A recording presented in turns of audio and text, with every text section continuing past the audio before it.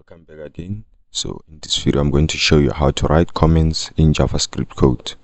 So we got two types of comments in JavaScript. The first one, which is single line comment, and the second one, which is multi line comment. So how you single line comment written in JavaScript? So you first write two forward slashes followed by your comment. What about multi-line comment? So it's a forward slash, star, star, and forward slash.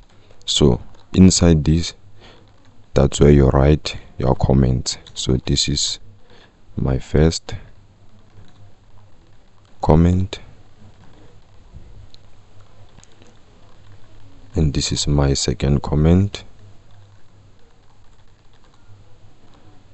and lastly this is my last comment. So you can write as many comments as you want when using a multi-line comment. Thanks for joining us.